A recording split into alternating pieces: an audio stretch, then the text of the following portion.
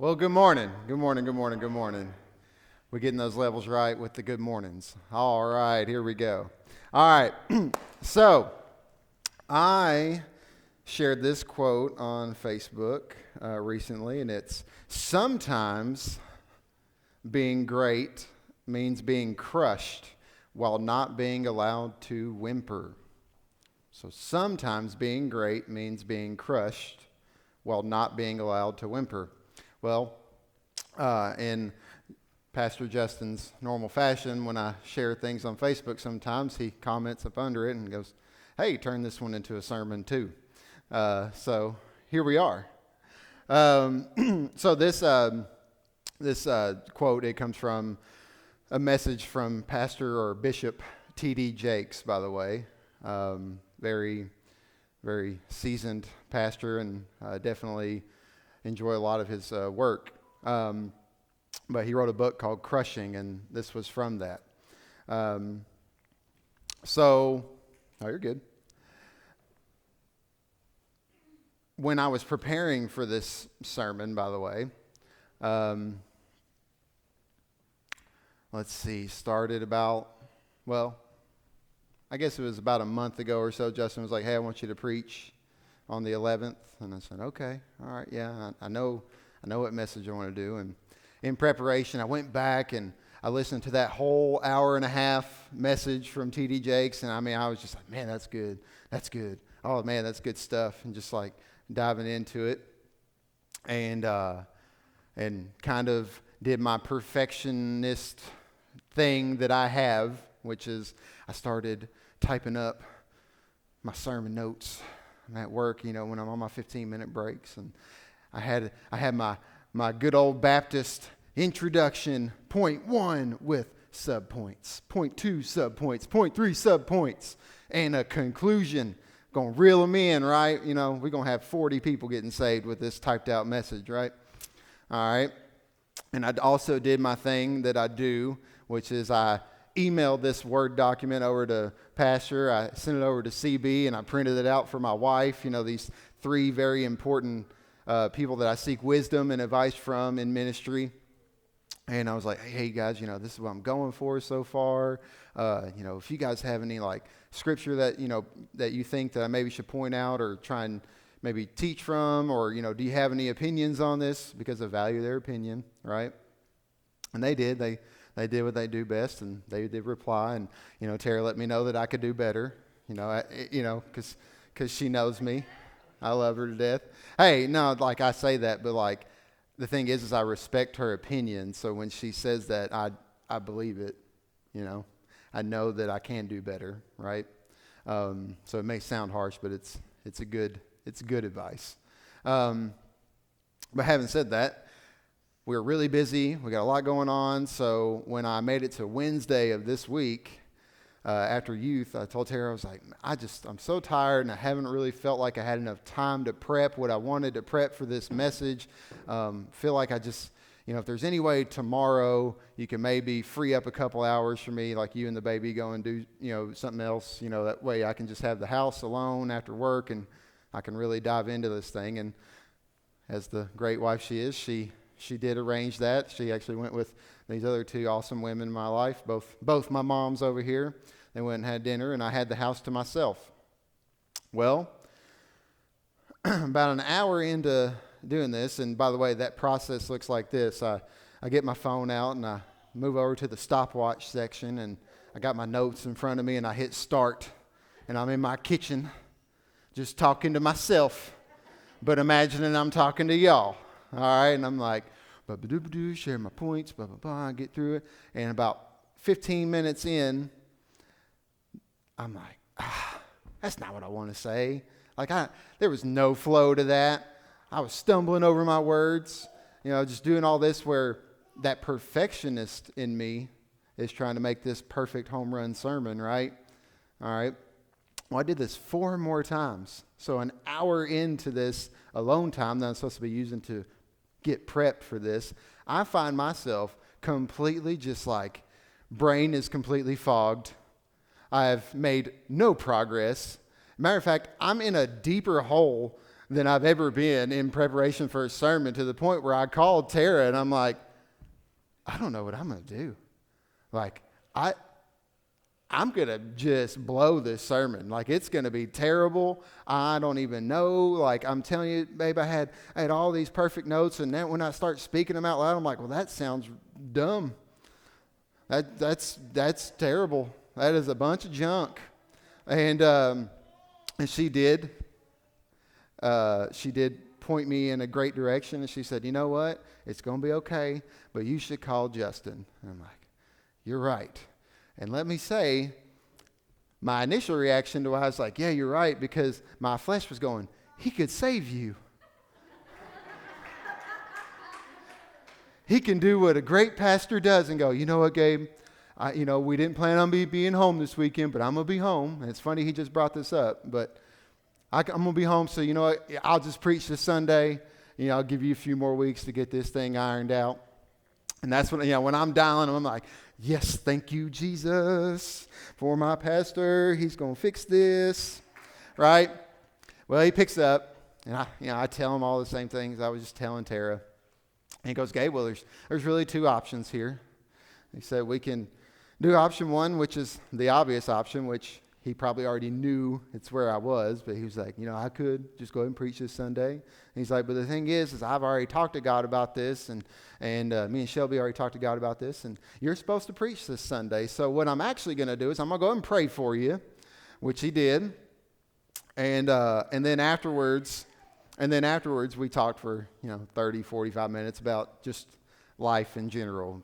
How our pumps have been going in the gym and all that, right, and work and blah, blah, blah. But when I hung up with him, I was in a lot better state of mind, and because he spoke the same thing that, he was just praying that he knew that if it was God that was speaking through me today, that God would do the speaking, and it didn't matter what my points were, what my outline was, that it would happen, right?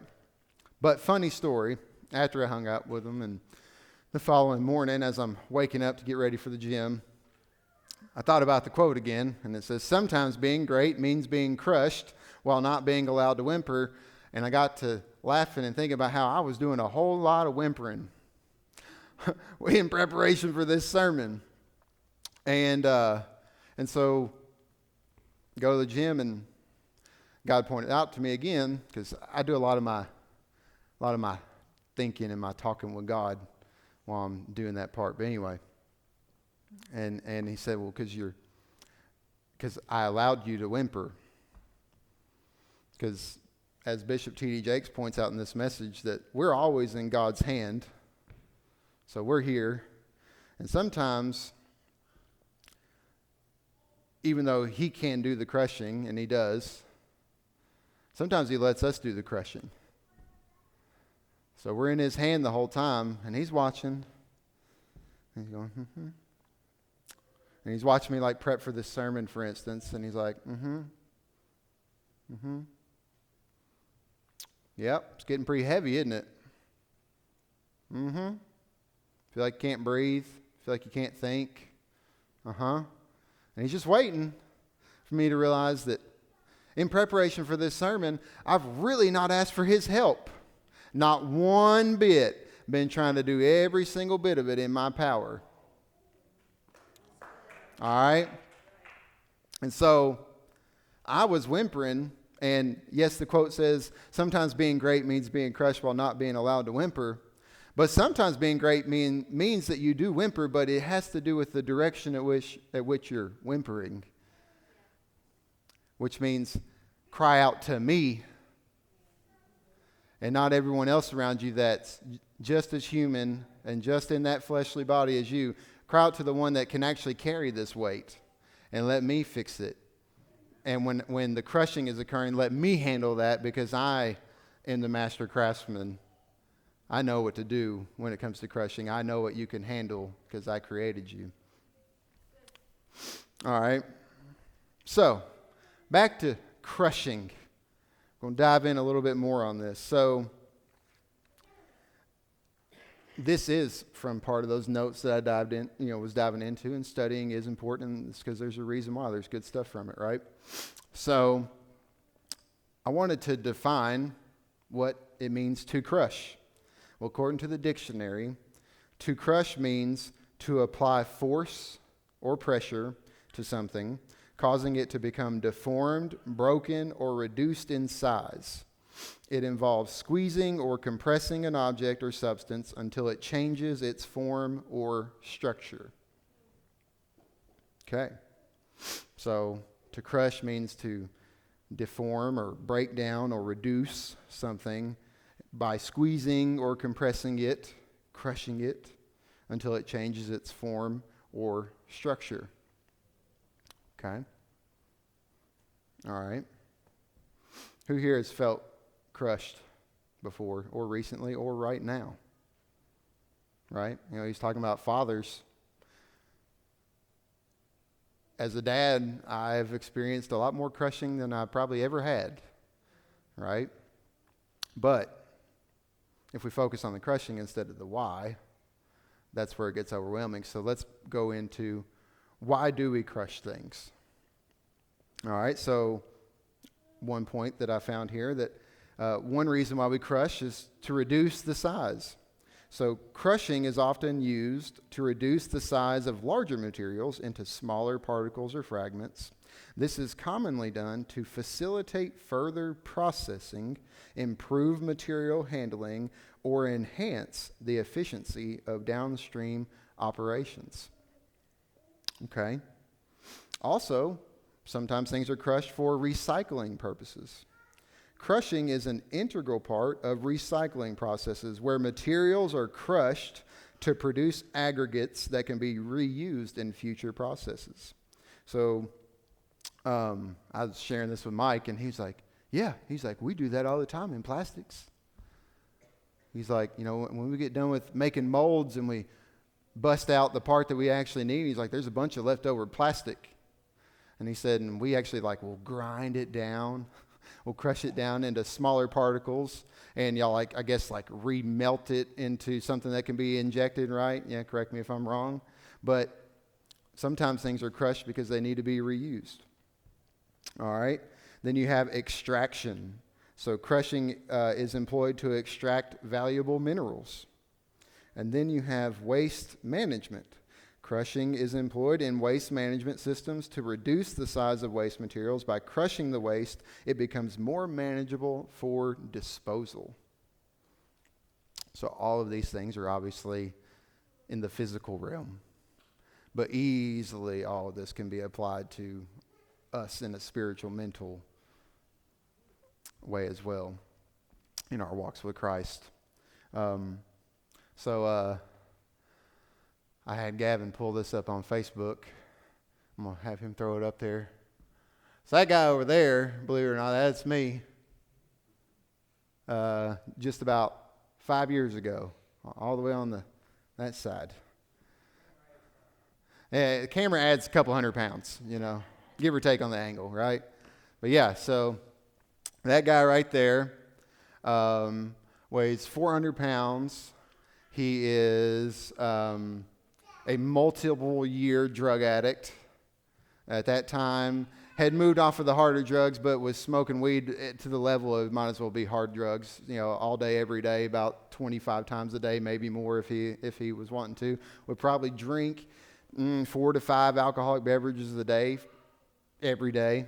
Was depressed, full of anxiety, had no money, was 28 years old, moving back in with his mom and dad. Just left a 8-year relationship that was no good. Anyway, guy that was full of a bunch of stuff that either needed to be reduced, recycled, extracted, or managed to be disposed of. Okay? So,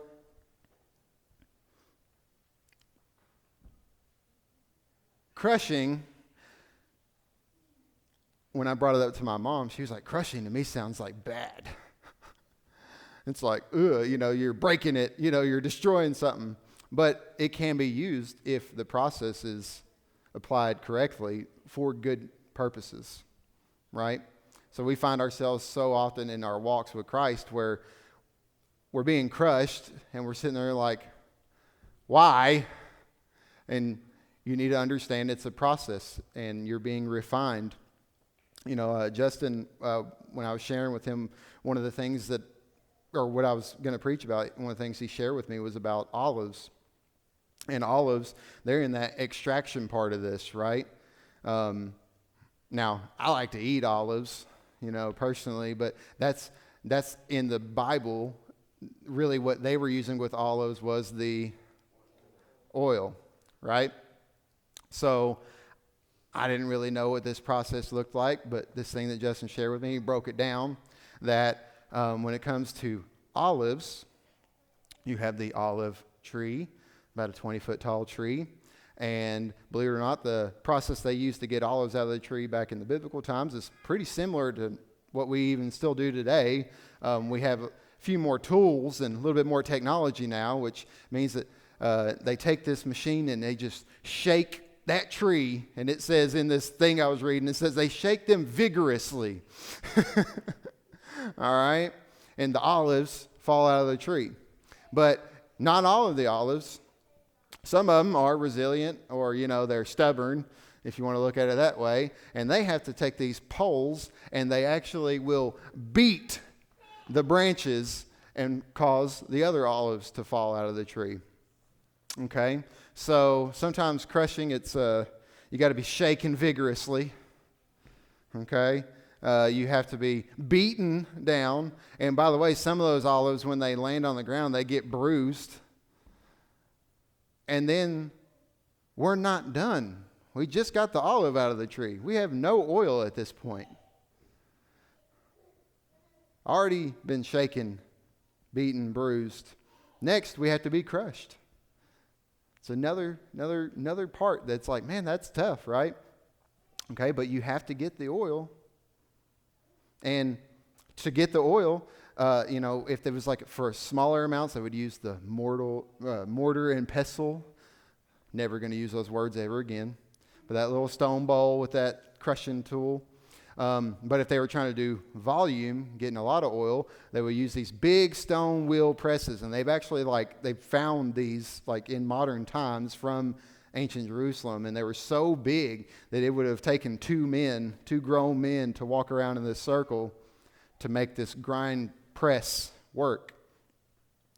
Thing is, though, when you're going through this process, you don't just do it once. Okay? Because after you do the first crushing, there's still a lot of impurities left. You've got I guess you would call it the pulp or the fruit of the olive. Okay? You've got branches, you got leaves that are stuck in the oil, and we want pure oil. So the way they do that, they keep on crushing and grinding and removing. It's again and again and again and again until we find ourselves with oil. And it's a process that must be repeated to get your oil every time. So, as Tara pointed out on stage earlier, we've been in a crushing season. We've been, we've been trying to figure out the new life as parents. People I feel like at this point, everyone's like, guys, that baby's almost a year old. You are not new parents. Suck it up, buttercup. Let's move on. But it's still hard. It really is. And I know it's going to get harder, right? But we're in that season where we can find ourselves where we're like, man, I am shaken, beaten, bruised, and crushed. Why is that wheel still turning, right? And that's natural, okay? Matter of fact, when reflecting on this, I know, let me preface this, that I know there are plenty of people in this house here that have way harder lives than me, and this will seem like a light day to them. But just in preparation for this, I wrote down what a day looks like in Gabe Charbonneau's life, and I, this is as a husband, a father, a youth pastor, employee. This is what it looks like. So I wake up at 3:55 in the morning. I be sure to stop my alarm before the baby or the wife wakes up. quietly get off the bed. I'm going to go ahead and get the dogs outside, let them go to the bathroom. I'm going to put my gym clothes on that I laid out on the kitchen counter the night before, because you don't want to open the dresser or the closet at 4 o'clock in the morning, because that also can potentially wake up the baby or the wife. All right, then you let the dogs back in. You take your pre-workout. You go ahead and stretch at the house. That way you can go straight to working out when the gym opens at 4:30. You go ahead and work out and do your best to be home by 6 a.m. You shower off. You help cook breakfast. You help get the baby ready if she needs help. If it's during the school year, you go ahead and make your wife lunch. You take the baby to the babysitters. You arrive to work by 8 a.m. You work until noon. You come home to eat lunch that was hopefully prepped on Sunday, because you know you have a proper meal plan when you're on this lifestyle, going from 400 pounds down to 200, right? So you can't just eat McDonald's or whatever. You got to have that perfectly prepped meal. Maybe go ahead and put away the dishes or get stuff ready to cook for dinner while you're there. You have phone calls like Mr. Ray there. Love you to death, brother. And it's kind of perfect, because the next line is, all the while probably getting phone calls, texts, or emails from work, because you work in sales. And nobody cares that you aren't at work. You go back to work until 4:40 p.m. You go home and help cook dinner or feed the baby or help with bath time, and do your best to still show your wife that you love her while managing all these things and attempting to get prepared for the following day and in bed by 9. Unless it's a Wednesday where after work you rush to slam some dinner and then start driving around the county to pick up the kids for youth. You go ahead and teach youth. You get them rides home, hopefully to arrive back home by 9 p.m., then start the nightly routine and hope to be in bed by 11. Oh, and on top of all of that, you're a Christian leader that is called to be spreading the light of Jesus, a husband that is supposed to be loving your wife like Christ does, a father that is supposed to be providing financially and protecting the household. Do I need to continue? Right? So that can seem overwhelming. And as I said, I know in some people's days, that's light work. You know, Pastor literally, as he pointed out, he flew back from Maryland on Friday to be here today, and you drove? Oh my goodness. Anyway, he was supposed to have flown, but I guess he decided to drive, and so now he's probably gonna have to drive back, I assume, right? No, you are gonna fly back?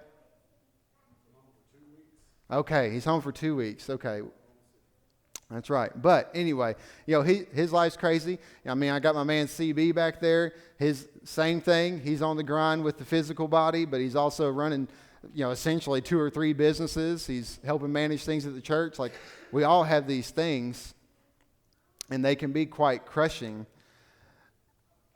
unless we're staying in tune with God and we're making sure that when we do whimper, it's pointed in the right direction. And that way we're not doing this on our own. Because actually, funny story, you know, I keep pointing out Mr. Mike. You know, we do this workout thing together, so we have a lot of time together. But, you know, on Friday we were talking about, I love it. On Friday we were talking about idols.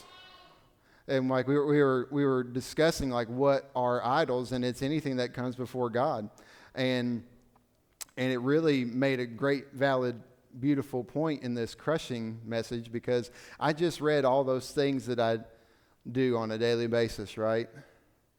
Not one time did I mention talk with Jesus. Not one time did I say meditate on His Word, and not one time did I say end the night by praying with your wife and making sure that the next day is just as beautiful as this one, or when it isn't, that God will have His hands all over it. I was allowing, and I do very often allow myself on that schedule to crush me. I'm doing it. Because guess what? Going from that guy to this guy, it did require a lot of me work. I mean, that's just being honest. It did. It required a lot of me saying, I'm going to put in the effort. I'm going to wake up at 4 o'clock in the morning. I'm going to choose to not eat that donut, right? I still have my donuts, by the way. But anyway, you know, like there's a lot of that thing that, and especially when you're a success-driven person like Pastor and I are, that we can start believing, or not at least believing, but we can forget and be doing it all in our power, not realizing that we're doing it all in our power. But thankfully, we have a very good and wise Father in heaven, and He allows us to get to that point where we're exhausted and overwhelmed, and He's like, okay, you ready? I feel like that's literally how I see it. I do. I mean, that's how I see it. Like, okay, you ready, son? Okay. All right. And I finally say, oh, you're right, God. You know, when that alarm goes off at 3:55 in the morning, maybe I should go, thank you for another day, Father. When I get done at the gym, make sure me and Mike are prayed up for the day, asking Him to not just grow us physically, but to grow us mentally, spiritually, and emotionally to become the best fathers that we could be, the best employees that we could be, the best husbands that we could be, right? That as I'm going to pick up those youth kiddos on Wednesday, when I feel crushed, go, you know what? I know that you've called me to this. I know that you're going to carry me through. I know that you're going to give me the strength and the energy and everything that I need to help grow these youth into being the men and women that they're meant to be. When I get home, go, thank you, Father, for my home. Thank you for the food that's been on our table. Thank you for my beautiful wife and everything that she has led me into. Thank you for giving me the pillow that I've got on my bed that I get to lay down and go peacefully to sleep, knowing that tomorrow you're going to be there again for me. So, going back to sharing my notes and stuff to Pastor and CB, I hadn't even told either of them, but both of them, when they sent back some scripture, just happened to land on Psalm 34 of some good stuff that I should share. So we're going to read that real quick. So it's Psalm 34, and I'm going to read verses 15 through 18. The eyes of the Lord are toward the righteous, and His ears toward their cry. The face of the Lord is against those who do evil, to cut off the memory of them from the earth. When the righteous cry for help, the Lord hears and delivers them out of all their troubles. The Lord is near to the brokenhearted and saves the crushed in spirit. So, sometimes being great means being crushed while not being allowed to whimper, but sometimes being wise means when we're being crushed, we cry out to Him. So today as Seahawk comes up here, if you find yourself in that state of, I'm absolutely crushed right now, ask yourself, are you doing the crushing or is God? You'll know. You'll know. If you sit and reflect, you'll really know, is it you or is it Him? And if it's you, cry out to Him. Sometimes that's, I'm sorry, God. I found myself in my mode of being a perfectionist, or I found myself in this, I'm a dad and I'm so used to carrying all this weight, or I'm a mom and I'm so used to doing that thing as a mom where I'm trying to be the mama bear and fix everything and all of people's problems, and I find myself overwhelmed. I'm sorry, because it is human to forget when we get in our mode, you know, because like I said, that's my day. Your day looks different, but it's just as equally crushing, if not more, sometimes.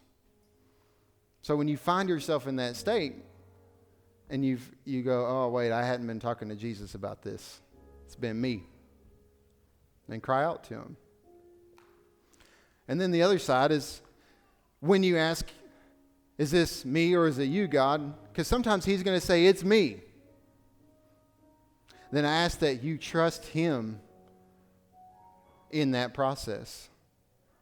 Trust that He is the one that put the oil inside the olive, and He knew it was going to have to be crushed to produce the oil necessary for the anointing.